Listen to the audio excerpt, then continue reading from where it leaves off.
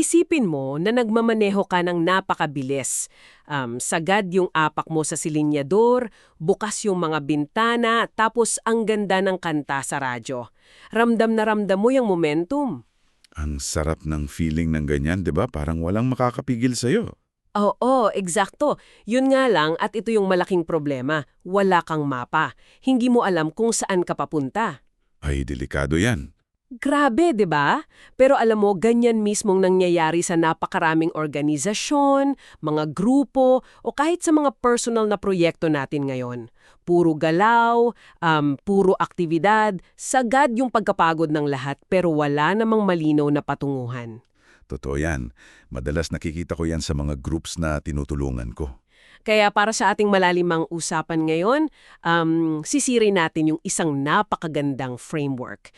Gusto nating tulungan kayo, ang ating mga tagapakinig, kung paano papalitan yung magulong pagiging abala ng isang napakalinaw na direksyon. Oo, magandang pag-usapan natin yung dokumento tungkol sa proseso ng pagmamapa. Mula sa simpleng pangangalap ng datos, patungo sa mas malalim na pagninilay o discernment. Kasi the goal here is makabuo ng tamang desisyon. So, let's dive right in. Bakit ba madalas bumagsak ang mga magagandang proyekto kahit sobrang dedicated naman ng mga tao? Ito talaga yung madalas na nagiging bitag eh. Ang mga ministeryo o kahit anong volunteer organization, bihirang bumagsak yan dahil sa kakulangan ng passion. Punong-puno tayo niyan, di ba? Tama, sobra-sobra pa nga minsan yung passion natin eh. Kaso, bumabagsak sila dahil sinusubukan nilang umabante ng walang malinaw na pag-unawa sa aktwal nilang sitwasyon. Kumbaga, ang passion ay mahalaga, pero hindi yan kailanman katumbas ng kalinawan. Wow, passion does not equal clarity. Ang ganda nun. Nauuwi kasi ang lahat sa tinatawag nating holy fog o banal na ulap. Nakakakita tayo ng sapat para maging masigasig, pero hindi sapat para makagawa ng tama at eksaktong mga hakbang. Wait, teka lang. Bago tayo lumayo. Kasi kapag pinag-uusapan natin yung paggawa ng mga desisyon based sa datos, sa surveys o analytics, parang nagiging corporate board meeting na yung usapan natin. Oo nga, yan yung laging takot ng marami. I mean, hindi ba parang nawawala yung element ng pananampalataya kapag puro numero na lang? Kasi madalas kong marinig, lalo na sa mga cause-oriented groups na, kutob ko, ito yung gusto ng Diyos, o ito yung nararamdaman kong direksyon. Hindi ba sapat na pamumuno na yon? Yan ang karaniwang maling akala, na ang pananampalataya ay bulag at kalaban ng mga numero. Pero kung titignan natin ng maigi sa teolohiya natin, ang Espiritu Santo ay tinatawag na Espiritu ng Katotohanan. Oo nga no, espiritu ng katotohanan? Ibig sabihin, hindi siya natatakot sa realidad o sa may ingat na investigasyon. Ang maayos na pag-oobserbasyon ay isang direktang uri ng pangangasiwa o stewardship. Kapag puro kutob lang kasi, madalas nauuwi tayo sa pagtugong kung ano lang yung urgent o apuranan na nasa harapan natin. Imbes na dun sa kung ano yung tunay na strategic o may layunin talaga. Eksakto. Yung paggamit natin ng kutob, minsan palusot na lang yan para maiwasan natin yung mahirap na trabaho ng pag-alam sa totoong kalagayan ng mga taong gusto nating paglingkuran. Aray ko po, parang tinatamad lang pala tayong mag-research kaya sinasabi nating, ito yung kutob ko. Madalas, ganun nga ang nangyayari. Tingnan natin yung mga magagandang halimbawa sa kasulatan. Bago gumawa ng plano si Nehemias para itayong muli yung paden ng Jerusalem, lumabas siya sa gabi at palihim na sinuri yung mga sirang pader. Bakit kailangan sa gabi pa? Para makita niya yung eksaktong sitwasyon ng walang ingay, ng walang influence ng opinyon ng karamihan. Maging si Jesus, di ba, bago niya pakainin yung 5,000, nagtanong muna siya, ilang tinapay ang meron kayo? Hindi naman siya hindi niya alam yung sagot, di ba? Tama, hindi siya nagtanong dahil kulang siya sa kapangyarihan. Tinanong niya yon para pilitin yung mga disipulo na imulat yung mata nila at kilalanin kung ano yung aktwal na hawak nila bago mangyari yung himala. Ang Diyos ay hindi umiiwas sa mga detalye. Makes sense. Kaya pala ang pangangalap ng impormasyon, hindi lang yan basta paggawa ng parang corporate report. Isa pala siyang pastoral na gawain, isang paraan para matuto tayong magsabi ng totoo. Oo, pag-ibig sa kapwa, yung pag-alam ng totoo. Pero paano ba natin gagawin ito ng tama? Kasi sure ako, Hindi lahat ng paraan ng pagkuha ng datos ay pare-pareho ng epekto. Meron tayong 5 pangunahing pamamaraan para makuha yung buong larawan. Ang una ay yung mga palatanungan o surveys. Ito ay para sa malawakang pakikinig. Mga questionnaires, ganyan. Oo, kasi kapag nagdidisenyo ka ng magandang survey, ipinapakita mo na mahalaga yung boses ng buong komunidad, lalo na yung mga tahimik na miyembro na, nahihiyang magsalita sa malaking meeting. Ang mismong pagtatanong ay isang malinaw na anyo ng pag-ibig. Ipinapaalam mo sa kanila na hindi lang yung mga nasa taas o mga pinuno yung may karapatang magsalita. Eksakto. Pero wait, ang survey kasi puro numero lang yan eh. Halimbawa, lumabas sa survey na 40% ng komunidad ay hindi masaya. Okay, alam ko yung bilang, pero hindi ko naman alam kung bakit. Paano natin malalaman yung buong kwento? Diyan, papasok yung ikalawang paraan natin, ang mga panayam o interviews. Dito natin nahuhukay yung bakit sa likod ng ilan. Kinokonekta ito ng mga sumulat ng framework natin sa kwento tungkol sa bulag na si Bartimeo. Yung tinanong pa rin siya ni Jesus kahit obvious naman. Tama. Nang lumapit si Bartimeo, kitang-kita naman na bulag siya, pero tinanong pa rin siya ni Jesus, "Anong gusto mong gawin ko para sa iyo?" Binigyan siya ng dignidad na ipahayag yung sarili niyang pangangailangan. Sa panayam, hindi natin ipinapalagay na alam na natin yung sagot.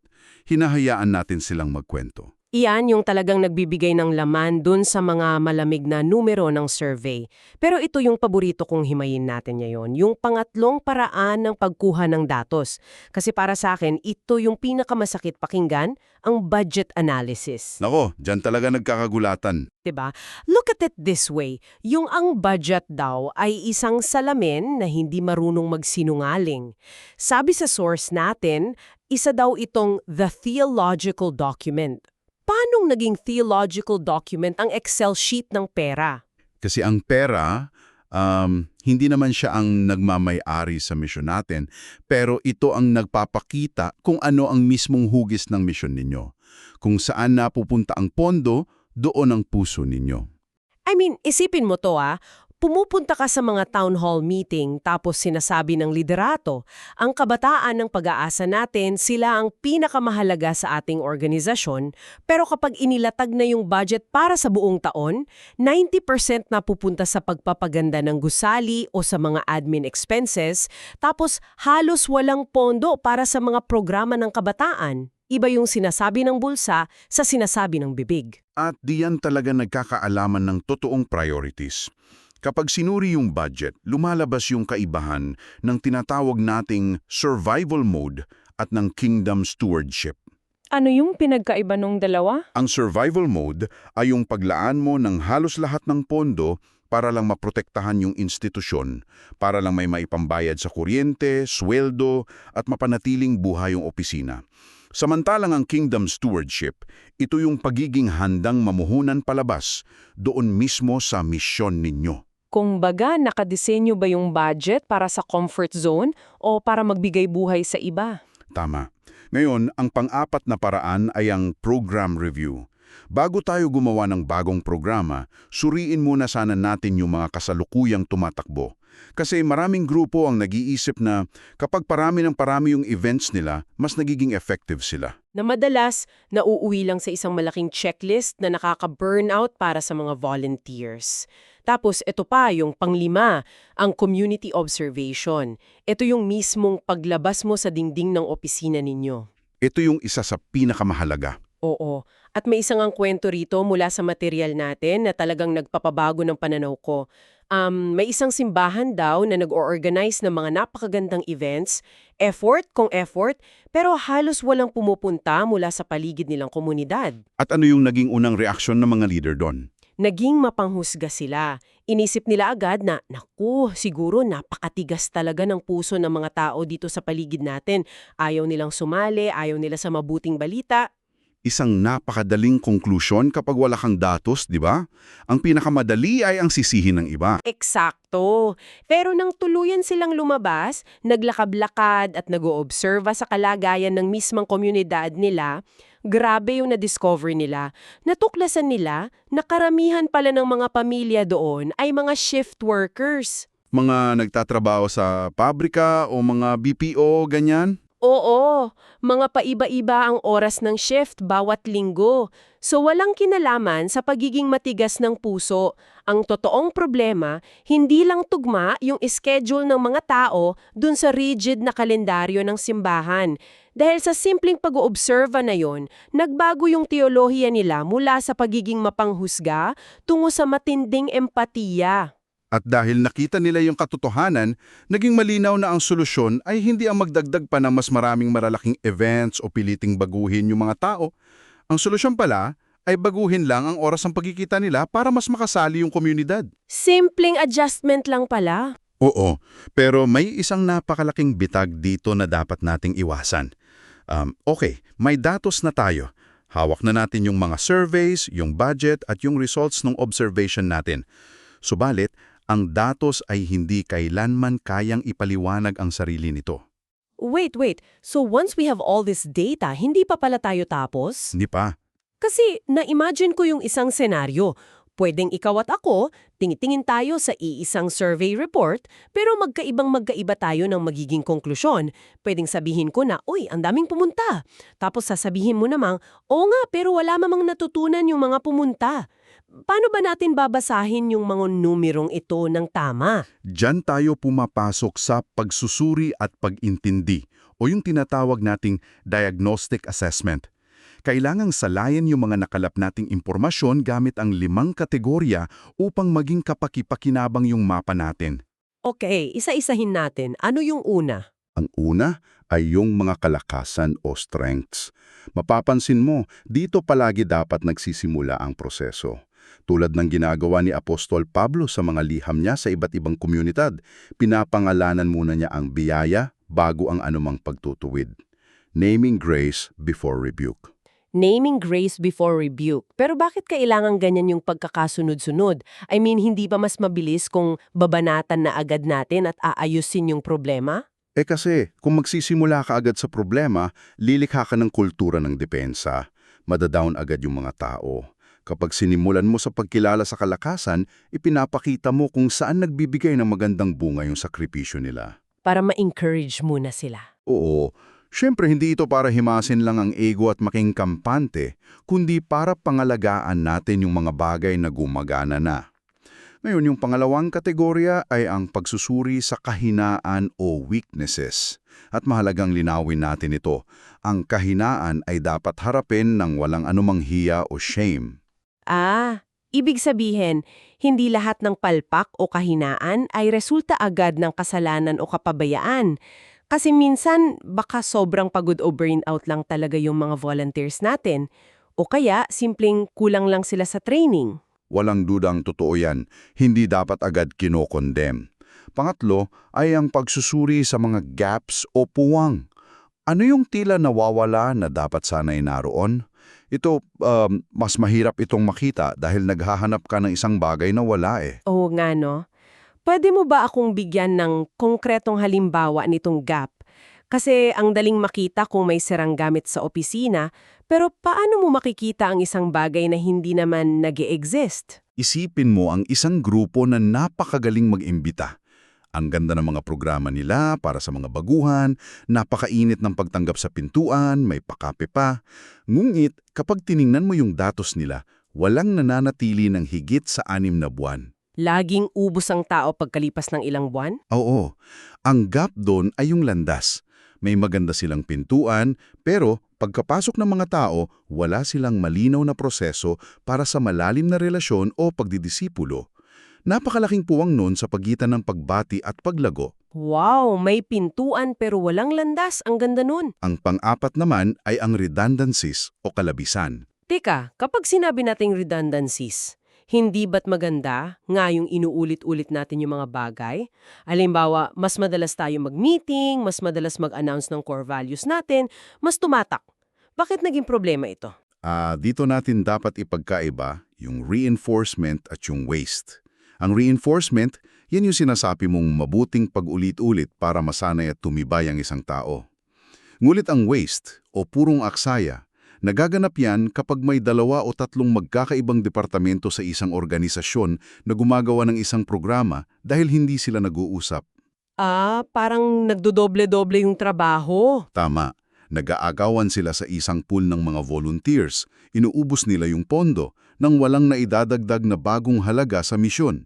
Nakakapagod yun. Sayang sa oras at pera. At dyan papasok yung ikalimang kategorya. At sa tingin ko, ito yung pinakamapanganib sa lahat, ang misalignments o ang hindi pagtutugma.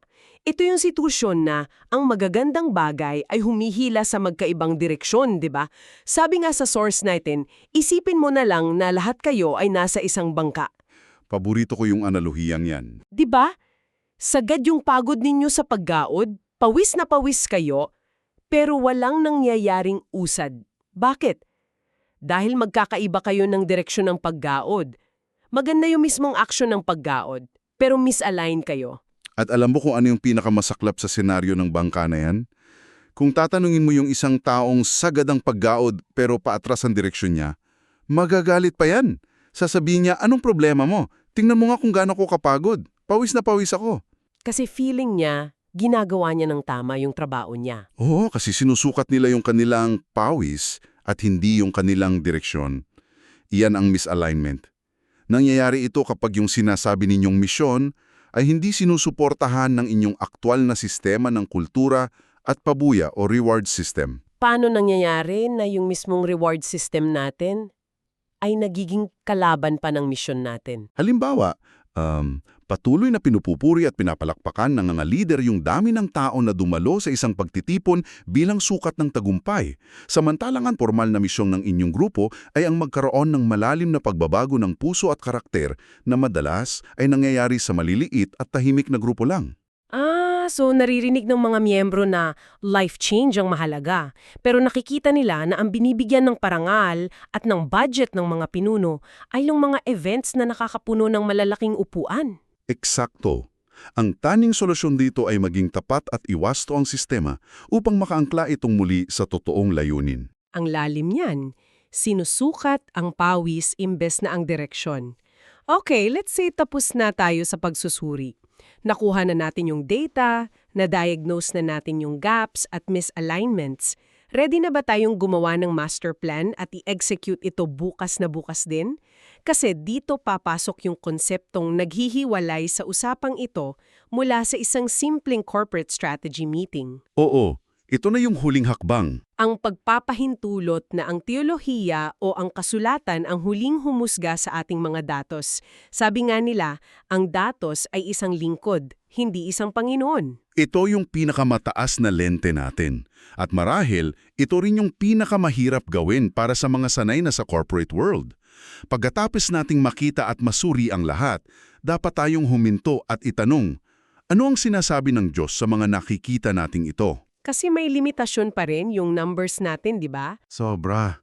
Halimbawa, maaaring sabihin ng istatistika mo na ang isang maliit na ministeryo na may 3 miyembro lang ay walang kwenta at dapat nang isara dahil inefficient ito sa pera. Ngunit itinuturo ng krus ang kabaligtaran nito. Ang kasaysayan ng pananampalataya natin ay nagpapakita na madalas gumagalaw ang Diyos sa mga bagay na maliit, mahina, tago at hindi napapansin ng paningin ng mundo. Iyan talaga yung tumama sa akin. Ang misyon daw ay hindi performance o pagpapakitang gilas para sa Diyos, kundi participation o pakikibahagi lamang sa ginagawa niya na. Matinding ginhawa ang dala nito. Nakakawala ng stress, di ba? Oo. Kapag tinanggap natin na ang papel natin ay participation at hindi performance, naaalis yung matinding bigat sa balikat natin. Hindi natin kailangan iligtas ang mundo. Hindi natin kailangan magmukhang perfecto sa mga weekly reports natin. Kailangan lang nating sumunod at makipagbahagi. Isang napakalaking kalayahan yan para sa sinumang leader na pagod na pagod na. Kahit sa aklat ng pahayag sa Biblia, ang paalala ay napakalinaw. Sa pagtatapos ng lahat kapag nakatayo na tayo sa harap ng trono, hindi yung dami ng tao sa ating mga organisasyon, hindi yung laki ng ating gusali, at tsak na hindi ang laki ng ating budget ang magiging sukatan ng ating tagumpay. Amen doon. Ang titingnan ay ang ating katapatan sa proseso. At dito talaga uusbong ang totoong halaga ng panalangin kung paano natin ginagawa yung pag-aaral na ito. Paanong nag-iiba yung papel ng panalangin sa ganitong level? Kasi madalas aaminin natin, kapag nagmi-meeting yung mga grupo, magdadasal lang sa simula pampabukas, tapos magdadasal sa dulo pampasara, pero yung gitna, nako, puro argumento na yon. Sapagkat madalas, ginagawa na lang nating palamuti yung panalangin. Pero sa prosesong pinag-uusapan natin ngayon, ang panalangin ay hindi lang bookends ng isang meeting. Ang panalangin mismo ang proseso ng pagkilatis. Paano natin gagawin yun in practice? Kailangan nating ilatag yung lahat ng natuklasan natin sa panalangin, yung mga masakit na katotohanan sa budget, yung mga nag-aaway na departamento, yung mga natuklasang puwang. Hinihingi natin sa Espiritu, nagabayan tayo upang ang mga susunod na strategya natin ay hindi lang mauwi bilang isang matalinong ideya mula sa sarili nating utak, kundi maging isang totoong banal na hakbang. Ito yung nagtitiyak na hindi tayo nadadala lang ng agos ng pagiging abala. Wow, napakagandang buod niyan ng buong paglalakbay natin. Nagsimula tayo sa pag-amin na marami sa atin ang nagmamaneho ng mabilis sa gitna ng holy fog, puno ng lakas at passion, pero walang totoong kalinawan. Nakita natin na yung maingat na pangangalap ng datos through surveys, interviews, budget analysis, pag-aaral ng programa at lalo na yung observation sa labas ay isang malalim na gawaing pastoral. Pag-ibig ito sa pamamagitan ng pag-alam sa totoo. At natutunan din natin na pagkatapos niyan, kailangan nating ayusin yung mga nakuhang numero sa pamamagitan ng matapat na diagnostic assessment.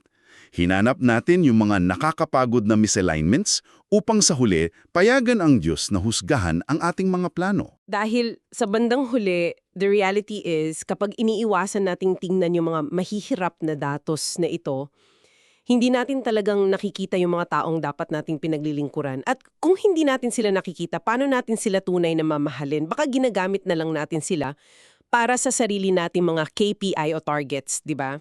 Yan mismo ang malaking dahilan kung bakit natin ginagawa itong pagmamapang ito, para mas magmahal tayo ng totoo. Kaya bago tayo maghiwalay at bumalik sa kanikanya nating mga abalang schedule, may gusto akong iwan na isang personal na hamon sa inyo. Pinag-usapan natin ng mahaba kung paano maghanap ng gaps at misalignment sa mga organisasyon o ministeryo. Pero paano kaya kung ilapat natin ang mapa na ito sa mismong sarili mong buhay spiritual? Magandang reflection yan. 'Di ba? Tingnan mo yung sarili mong kalendaryo at yung bank account mo. Ano kaya yung tahimik na gap o puwang sa pagitan ng mga sinasabi mong pinaniniwalaan mo tuwing linggo o tuwing umaga at sa mga aktual na gawi na pinupunduhan mo araw-araw gamit ang iyong oras, lakas at pera? Malalim yan. Mapapaisip ka talaga. Kung ikaw yung coaching mabilis ang takbo, baka oras na para itabi muna ito sa gilid ng kalsada, buksan yung mapa, at tapat na itanungin kung nasa direksyon ka pa ba na tunay na tinatawag sa'yo. Magandang pag-isipan mo yan ngayong linggo. Maraming salamat sa matiagang pagsama sa amin sa malalimang usapan na ito. Maraming salamat. Hangad ko sa pagbalik mo sa pagmamaneho, mas malinaw na yung direksyon mo at patuloy kang dabayan. Pagpalain at ingatan ka palagi.